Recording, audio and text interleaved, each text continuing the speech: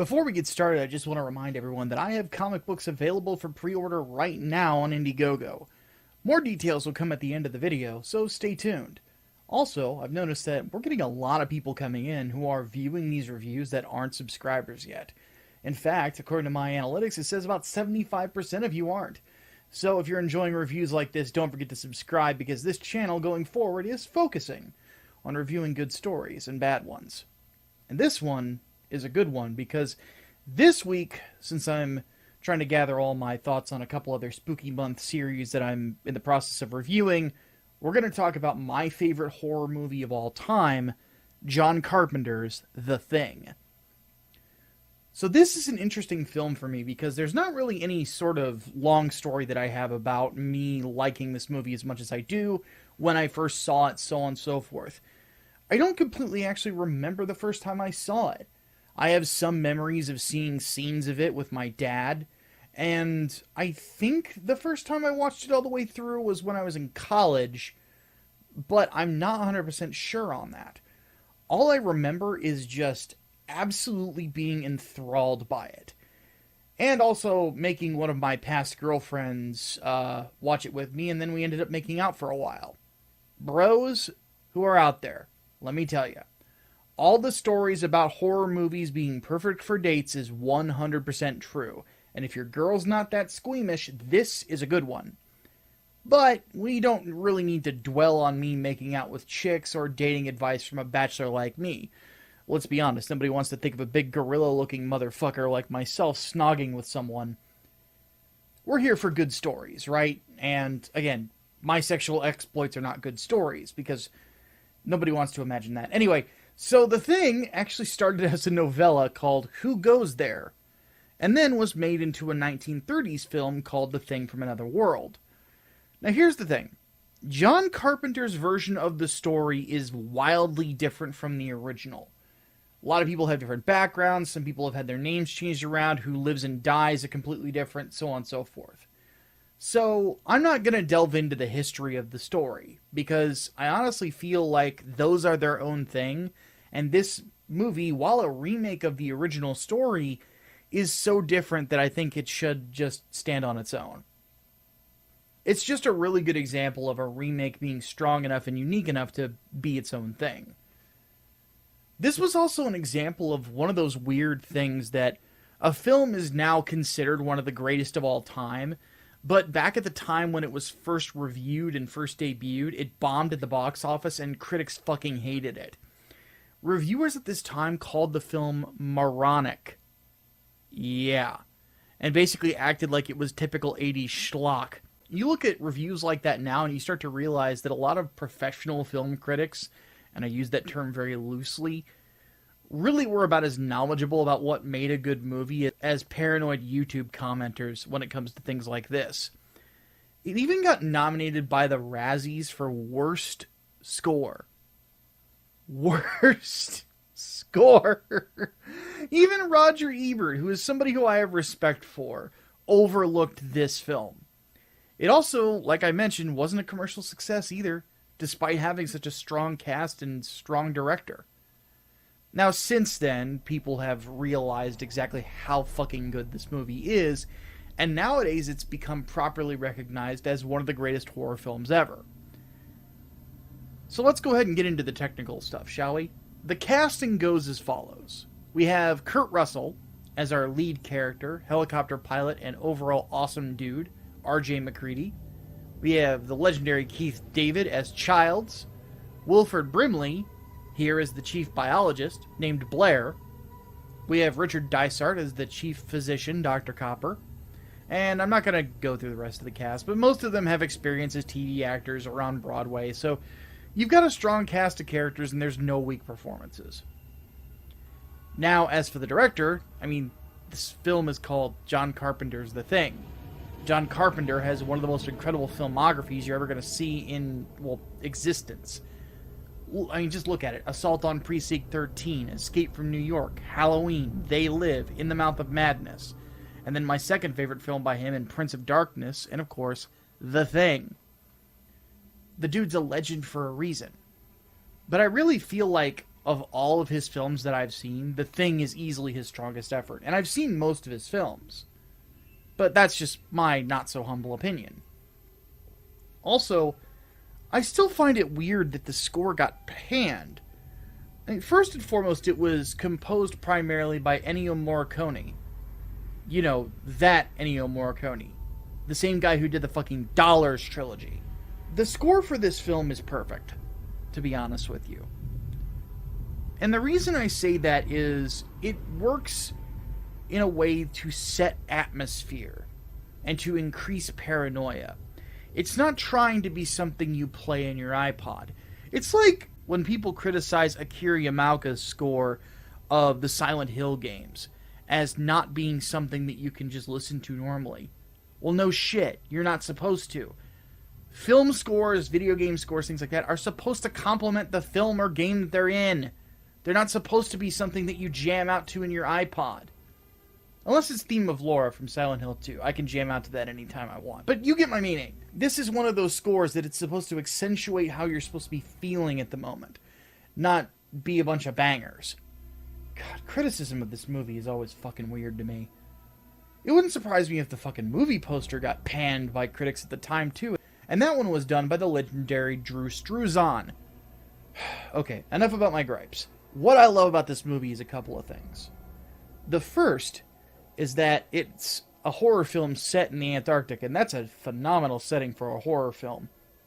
Then again, that's why Lovecraft did it with At the Mountains of Madness, which it wouldn't surprise me if that inspired the original story in some way, shape, or form. I know that it inspired this film because Carpenter has come out and said that this and his other two Apocalypse trilogy movies, which are The Thing, In the Mouth of Madness, which of course has a similar title to At the Mountains of Madness, which is the Lovecraft novella, and then finally Prince of Darkness, all of them are very Lovecraft inspired. Anyway, this is a story that takes a lot of elements from that novella, which also is one of my favorite stories of all time.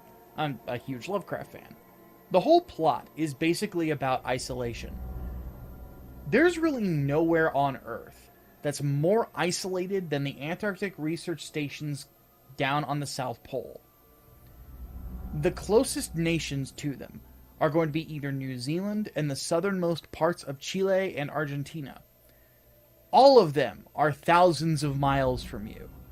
Back in the 1980s, there was a lot less methods of communicating with anyone who could help you in a pinch. In the film, all they have is a radio. No smartphones, no satellite anything, just radio. And nobody is picking up. They are well and truly alone. So, what exactly are they up against? Well, an alien. More specifically, a very violent shapeshifter. Now, there is a prequel film that came out in 2011. It is a mediocre movie with a pretty good cast and terrible CGI. It really only justifies its existence if you're curious to the very, very specifics of how we got to the start of the John Carpenter film. And even then, I would argue that it didn't. So I'm going to be a dick and spoil the shit out of it, because it's not hard to put two and two together at the start of the John Carpenter movie.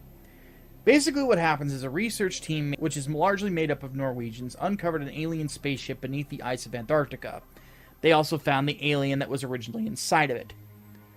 At this point, the fuck around scale is at a 10, because these guys excised the creature and stupidly let the ice start thawing. At this point, the return investment on their fucking around comes out, and they find out at a 10. Like I mentioned earlier, this alien is a shapeshifter that essentially assimilates its target to impersonate it. The results are predictably horrifying. All of the crew at the Norwegian station gets wiped out, save for a few that either kill themselves or end up chasing a dog that they realize is another iteration of the alien. Knowing that they can't let this creature get to other life forms, the last survivors take off after the dog to try and kill it. This is where the John Carpenter film starts. Now, at this point, since we're going to be talking about the plot of the really good movie, let me say right out of the block that if I haven't filleted John Carpenter's The Thing enough already, this is my favorite horror movie of all time. Even though I already said that, I'm saying it again. My favorite horror movie of all time. Of course I recommend this fucking thing. It has all the right elements to be a great movie, and it executes on all of them. Not to mention, even its detractors in the 80s talked about how incredible the practical effects are in this movie. So if you aren't sold on this already just by the cast, the director, the composer, so on and so forth, look, I don't know what else I can tell you, so just go watch it.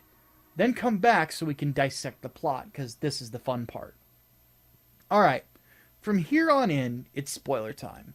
Now, head to this timestamp if you want to avoid any and all spoilers. And then we'll have, of course, a spoiler tag in the lower right-hand corner, guarded by one of my act guys, so you know when things are being spoiled. Is everybody gone now? They didn't turn into aliens, did they? Ah, fuck it, I guess we'll find out. Anyway, the story begins with our Norwegian friends I mentioned earlier chasing down a Siberian husky that they happen to know is an evil, shape-shifting alien that wants to eat people. We are then taken to the Antarctic Research Post, which I'm assuming is an American one. In fact, I'm 95% sure that it is, where we see a crew of people that is just a bunch of staff living their lives. My favorite part of this being the establishing bit for R.J. McCready, our main character, where Kurt Russell here is playing chess on a computer, loses a game, and then does the following. Checkmate.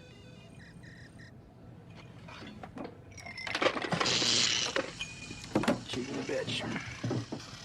Well, after all this goes on, the helicopter starts acting like a Call of Duty Black Ops lobby player and starts shooting at dogs and chucking grenades. Granted, given the alternative, it's pretty understandable as to why. Thing is, the American research station doesn't know what we know, and so all they see is a crazy Norwegian speaking their goofy language and shooting at, in my opinion, the most adorable dog breed on planet Earth. I'm a big fan of Siberian Huskies. So, the chopper lands close to the research outpost, and our shooter accidentally throws a grenade backwards, blowing up his buddy in the chopper that he came in. He then just keeps going, because fuck it, he's probably dead at this point anyway, and just keeps shooting, which ends up with him hitting one of the staff members and then getting a bullet in the eyeball himself from the head of the station. From here, the confusion begins. The team starts trying to get in touch with people over the radio, and they can't reach anybody. The doctor, named Copper, wants to see exactly what happened at the research base that they came from after looking at the bodies of the Norwegians and realizing that there was nothing physically wrong with them. Given that the Antarctic weather is what it is and tends to be turbulent at best, McCready is skeptical about flying in the weather, but they go anyway. What they find is beyond horrifying. The whole place has been burnt or destroyed in some manner, with the one body that they find inside the building being a researcher who cut both of his wrists and his own throat. They also find the unthawed block of ice that I mentioned earlier, and a burned body that, to be honest, can really only loosely be described as a body. And even I don't feel like it's appropriate given what the hell it looks like. Once Copper and McCready get back to base, they look at the mutilated piece of flesh. Actually, wow, that's a much better description. And realize that it has all the normal internal organs of a human being. Later that night, the dog that came to the camp was finally put into the kennel with the rest of the sled dogs. Before then, it was just kind of wandering around, hanging out. Now, this is where we start to see exactly what this alien can do. And if you're somebody who likes huskies as much as I do, this part is going to frickin' horrify you as it tries to assimilate the dogs. Now, after they finally torch the monster with a flamethrower... Mac wants the flamethrower. Mac wants the what? Your eyes will not deceive you when you see a part of this thing retreat into the ceiling while it's on fire. Now, let's pause for a second. You might be saying, now Micah, aren't you missing some elements here, like how the dog had been hanging out for a while and even went into someone's room earlier? Well, kind of. I did just mention that the dog had been hanging out for a while, but I didn't mention it going into somebody's room, and that sort of stuff, in my opinion, is the fun part of the story. You see, the great thing about this story is the whodunit elements. Now that the audience knows that the dog was indeed a shape-shifting alien, the whole thing becomes something where you're second-guessing everyone. A little detail I noticed that really emphasized the confusion in the situation was that Carpenter starts focusing a lot more on facial expression and body language with his cinematography. Some scenes do not have a ton of lines in them, but everything that needs to be communicated by the scene is communicated ridiculously well because you're reading more into how someone acts and what they physically do, rather than what they say. From here, the team starts to look at the shit the Norwegians were doing, realizing that they had unearthed a giant spaceship, took the alien out of the ice instead of just leaving it there, etc., etc. Now, at this point, the character of Blair starts to get a bit distant.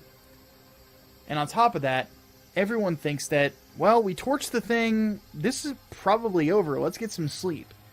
Well, that's not really the case. As they're storing the bodies from earlier, the character of Fuchs pulls MacReady aside, and they both look at Blair's notes. Specifically, that the bodies that have been fried and subdued still have cellular movement going on. Well, what does that mean exactly? Well, let's let Fuchs explain. MacReady, there is still cellular activity in these burned remains. They're not dead yet. At this point, the Thing assimilates Bennings, the guy who got shot earlier, and the crew are forced to torch him in a scene that still sticks with me. Mostly due to the noise that the Thing makes before they roast it alive.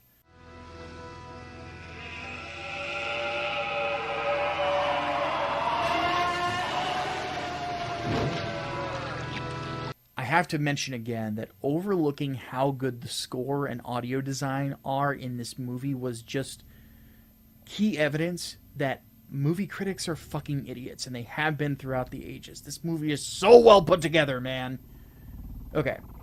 Medical examination from Blair shows that the creature has the ability to absorb the cells of whatever it's close to, which of course drives Blair crazy. Or maybe it drives him sane, depending on your perspective, as he starts destroying communication equipment and threatening to kill anyone who gets close to him. Now, once he runs out of ammo, the crew does manage to subdue him and administer some physical trauma, and then his diabetes medicine, which makes Blair much more passive. Sorry, I couldn't help the joke with Wilford Brimley and all that stuff. Here's the serious Micah coming out.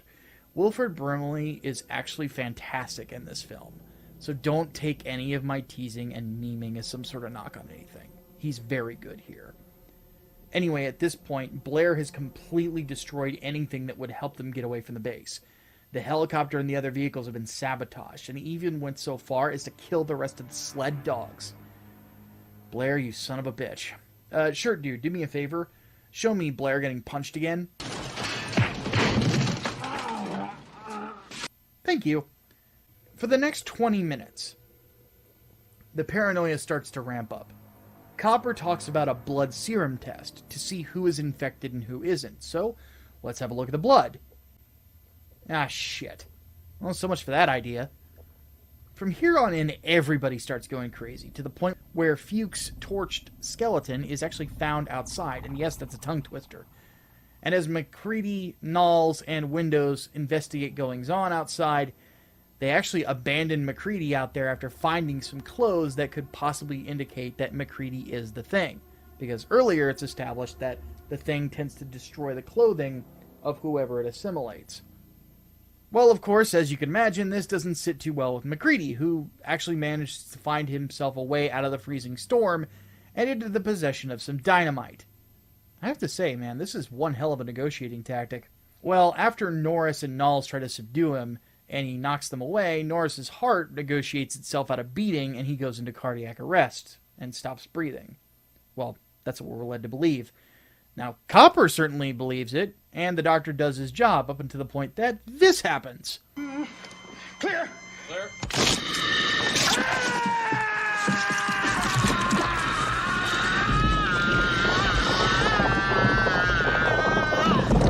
Yeah, this particular scene is probably one of the greatest uses of practical effects ever. This creature is fucking horrifying, and yet you can't turn your head away from it. With all of the gore that's here, one thing gets overlooked, and it's the storytelling in this scene. Everything that the Thing is doing is completely instinctive. It gets shocked, so that it attacks the person shocking it. I'm of the opinion that the belly mutation that it does is actually an attempt at intimidation, trying to scare off a potential predator, essentially. When that doesn't work, The part where the head peels itself away and turns into a spider thing comes across as kind of a fucked up version of a already fucked up thing in nature, where a fox will bite its own leg off when it's trapped in a bear trap. It's basically cutting off what it can to try and still survive. You gotta be fucking kidding.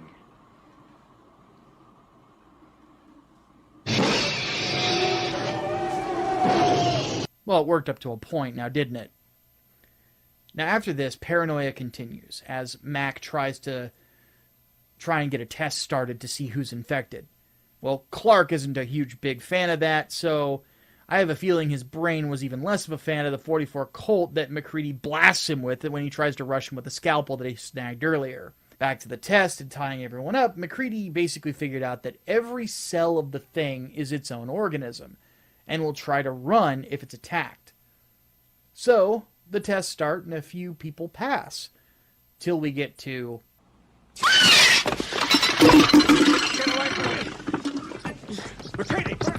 Yeah, this one caught me off guard when I first saw this movie too. It's one of the more infamous jump scares in existence, right up there with the really infamous one from The Exorcist 3. See, I didn't think that Palmer was one of them, given how human he had been acting up to that point. Then again, there's a lot of unattended time where he could have been infected. So this scene is really effective at showing how well these aliens can mimic human life.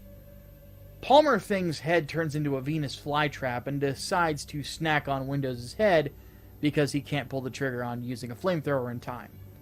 Once MacReady gets his flamethrower working again, he goes ahead and torches Palmer Thing, which then goes through a wall and just dies. Then he torches Windows' remains, since judging by the sounds that Windows was making, he was already starting to turn. Now everyone else is clean, so the last person to test has to be Blair. So going out into the storage area that they had him in, they realized that Blair's been a busy boy. So busy, he was trying to build a spaceship. Yep, Blair is infected. He is the last thing. Now here's my theory about this. One of the most interesting scenes to me comes a bit earlier that I skipped, admittedly, because I wanted to talk about it more here, where they visit Blair about whether or not he had seen Fuchs. Now in this scene, there's a couple of interesting bits. First is the obvious noose that's in front of Blair, as he tries to say he's fine and insists on coming inside. The first thing your brain will do when you see this scene is dismiss that as kind of dark humor. It's not. But essentially that's what John Carpenter initially wants you to think it is. The second thing that you need to notice in this scene is that he's very selective about his language when they ask about whether or not he has seen Fuchs. He doesn't say whether or not he's seen him. All he says is, it ain't Fuchs. Well, why would he say that so specifically? He also says, watch Clark. Now, at the time it makes sense for him to say, watch Clark, because Clark had been around the dog for as long as he was. But now, later on, we know that Clark wasn't the thing either, which of course, those two elements make this scene have a completely different context. I have a feeling that at some point after he sabotaged the radio equipment, and keeping in mind this alien wants to go towards civilization, not away from it, and he was doing all these things to try to keep this thing from getting out, I think he was infected while he was preparing a suicide attempt. Because the last conclusion he probably would have came to is that everyone needs to die here so it can't go anywhere. Well, all of a sudden he goes from trying to keep everyone isolated and stop this thing from getting anywhere to he really wants to come back inside and he really wants to be around everybody. You don't just suddenly get over the idea you're in a camp that, if ever discovered, could endanger all of humanity. And speaking as somebody who has had problems with depression and been around suicidal people before, nobody gets over suicidal feelings that fast. Now, around this point, the crew also loses track of Childs, Keith David's character, while they're investigating everything. At this point, the remaining crew of MacReady, Gary, and Knowles realize they're dead men. And the Thing knows it too. The base is so damaged that the three of them eventually are gonna get frozen to death. So they decide to blow the base, after killing the Thing. Now, in the process of doing this, spreading dynamite around and so on and so forth, Knowles and Gary both end up dead. But MacReady, at least, does get the chance to blow the thing to smithereens.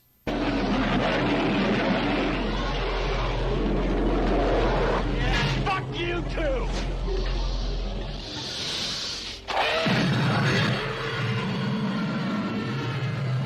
Now, at this point, Childs shows back up as Kurt Russell is sitting down and is resigned to his fate. Now, the two of them talk for a bit, with MacReady obviously thinking that Childs could easily be another thing. Now, at this point, both of them have resigned themselves to the fate that the cold is going to take them, and that they're both dead men. The fires burn, and the film fades to black. Now, the neat thing about this ending is that it's pretty open-ending with a lot of different possibilities. The truth of it is obscured by the people in the movie and things that happen afterwards. So, according to the actors, specifically Keith David and Kurt Russell, they have both said that neither character was the thing. Meaning that they succeeded, the thing was destroyed, and sadly, both of those guys lost their lives while basically saving humanity. Now, the video game that serves as a sequel to this actually has MacReady survive and does confirm that Childs was not the thing. If you follow the logic of the prequel film, neither of them are the thing, because, as you'll notice, Childs is wearing an earring, which the thing cannot assimilate. Now, John Carpenter actually said that Childs is the thing. Not that it really matters, because again, there's a sequel to this that establishes that he's not, but I really like John Carpenter's ending, and I'm going to show you the little detail that he put in there for his original intention. It's really small, but in this final scene, you're going to notice between Childs and MacReady, while they're talking, there is a difference. MacReady's breath is steaming, which shows he's breathing. Childs isn't. This makes the ending a lot more bittersweet if you subscribe to John Carpenter's statements. Now, I honestly do because, well, he made the movie, even though, again, there's a sequel that says the opposite with the video game, but I like this ending a lot more. I like Carpenter's interpretation. But then again, that's just me. It's Lovecraft-inspired fiction. It's not supposed to necessarily have a good ending. So, that's The Thing. The movie is fucking incredible. And I'm honestly of the opinion that very few horror films come close to this level of quality. I'd say it's top 5 of all time, right there with The Exorcist, The Shining, Alien, and Psycho. If you're looking for top-notch sci-fi horror, this really is as good as it gets.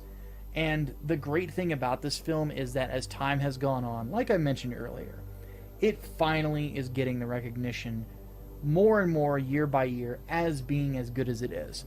And it makes me really happy as somebody who's been a fan of this film for as long as I have. So if you haven't gotten your hands on this film yet, if you haven't seen it yet, go buy a copy. Seriously. Digital, physical, doesn't matter. This is one of those films that if you don't have it in your film collection, I'm of the opinion you're doing something wrong. Seriously, it's perfect for Halloween. And for getting the girls to make out with you, provided they're not squeamish. Just saying. Alrighty, folks, if you enjoyed the review, don't forget to like, share, and subscribe. Also, check out the Grindstone Arts offerings down in the description. Get on the Human Shield and St. Peregrine mailing lists, and back 3 Nights, 4 Days Part 2 and my novella American Monsters if you want some good horror in your life. Until next time, my name is Micah Curtis. Thank you so much for watching, and have yourself a good one.